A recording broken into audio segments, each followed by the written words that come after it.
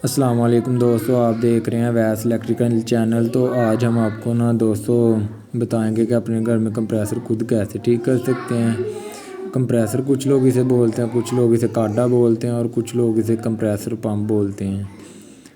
तो इसमें 99% जो मसला आता है वो यही होता है कि इसका पंप काम नहीं कर रहा होता। कंप्रेसर ऑन होता है लेकिन इसका पंप काम नहीं करता। तो ये देखें, इसका पंप ऑन ही नहीं हुआ। तो हम खोल के इसे चेक कर लेते हैं। सबसे पहले इसे करने के लिए जो हमें टूल की ज़रूरत होती है, इनमें प्लास होना चाहिए हमारे पास और पेचकस होने चाहिए।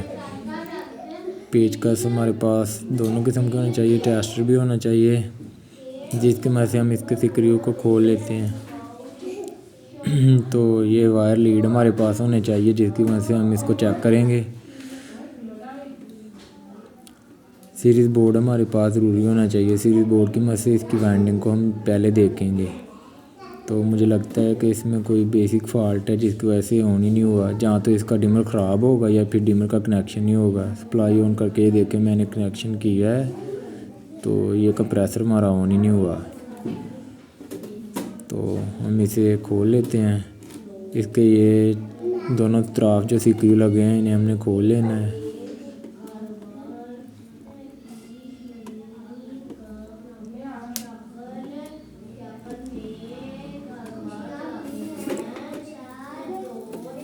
इस स्क्रू को खोलने के बाद इसकी बॉडी को हमने अलग कर देना है।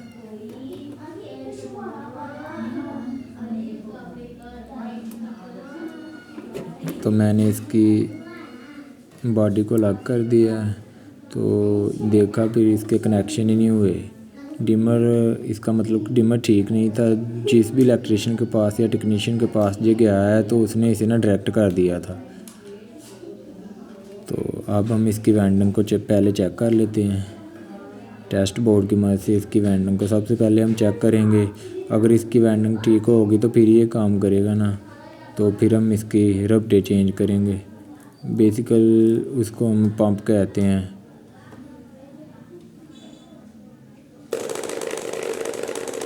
ये देखो, आवाज़ आ रही है थरथराहट की। इसका मतलब हमारे कंप्रेसर की वाइंडिंग ठीक है, तो इसकी रबड़ों का मसला है। तो अब हम इसको खोल के फिर इसकी रबड़े देखते हैं।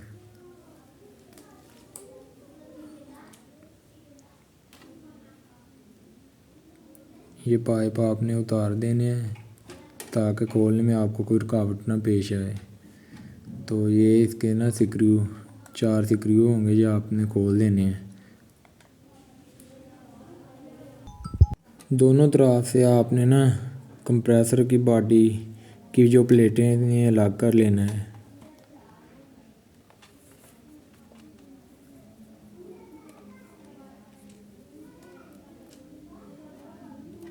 ये देख के मैंने अलग करके देखी हैं तो ये रबड़ें बिल्कुल ही फटी हुई हैं।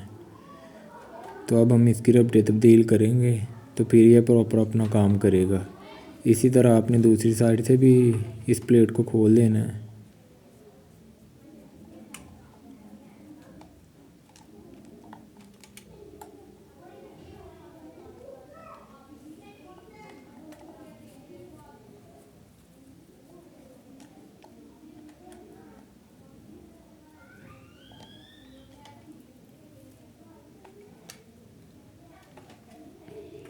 तो आपने रबड़े खोलने के बाद प्लास की मदद से एक नट को खोलना है।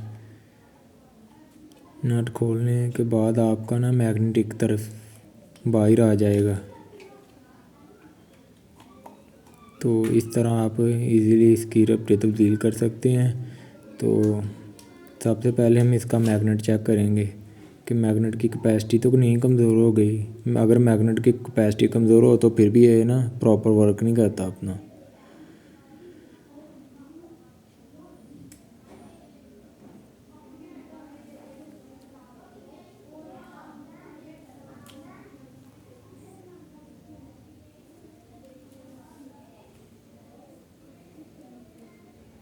तो अब हमने ये रबड़े उतार देनी है। पहली रबड़े मार्केट से इसकी रबड़े अवेलेबल होती हैं। इसका मैग्नेट तो बिल्कुल ठीक है।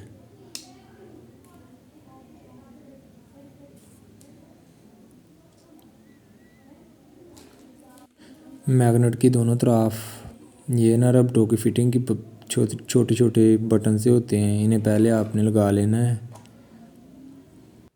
तो लगाने के बाद इसकी एक तरफ को कंप्रेसर की वाइंडिंग में फिट करने के लिए ये देखें, ये रबटें हैं मार्केट से अवेलेबल। तो कोशिश करनी है कि आपने अच्छी रबटें यूज़ करनी है। अच्छी रबटें एक दफ़ा तब्दील करने से काफ़ी अर्सा चल जाती हैं। तो एक साइड इसकी पहले हमने फ़िक्स कर लेनी है। तो इसमें जो मेन काम होता है इन रबटों को फिक्स करने का ही होता है। दोनों तरफ रबटें यकसा फिक्स होनी चाहिए।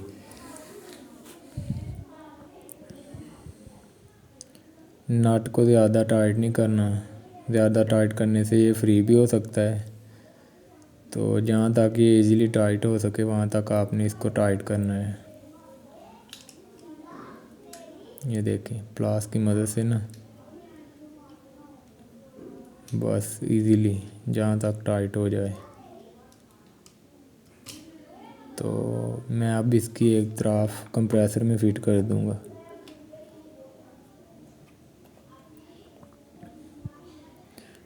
फिट करने के बाद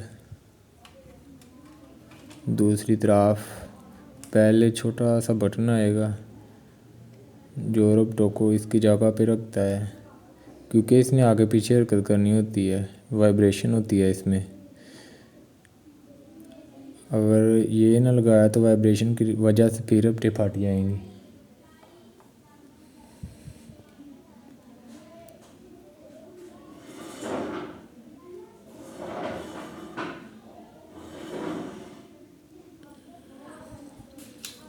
तो दूसरी तरफ भी हम इस नट को टाइट कर देते हैं।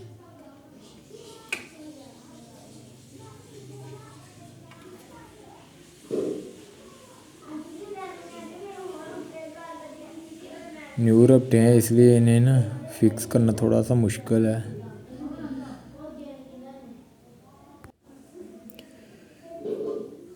तो प्रॉपर रबट अगर अपनी जगह बैठ जाएगी तो फिर ये इजीली टाइट हो जाएगा।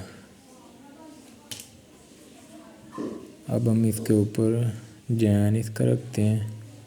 जैन रखने के बाद फिर इसकी साइड प्लेट एक को पहले फिक्स करना है।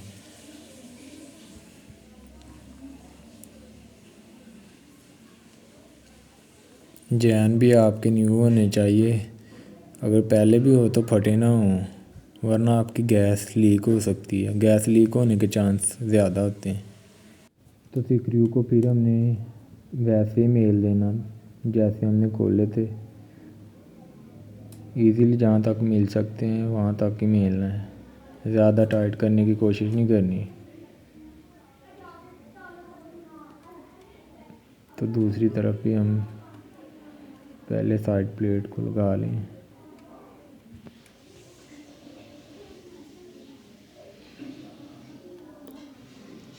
तो नेक्स्ट पार्ट में हम आपको ये भी बताएंगे कि इसका डिमर रेगुलेटर कैसे तब्दील किया जाता है।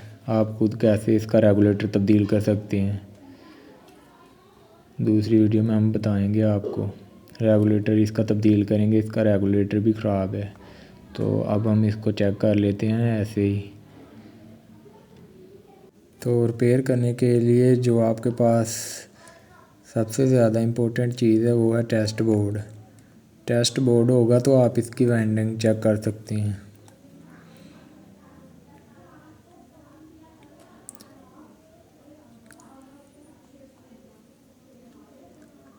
इन पेचीज़ को मेलने के बाद हम इसको ना डायरेक्ट 220 वोल्ट पे चेक करते हैं।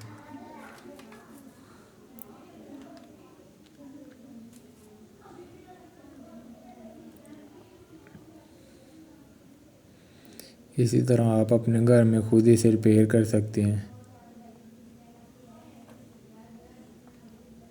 तो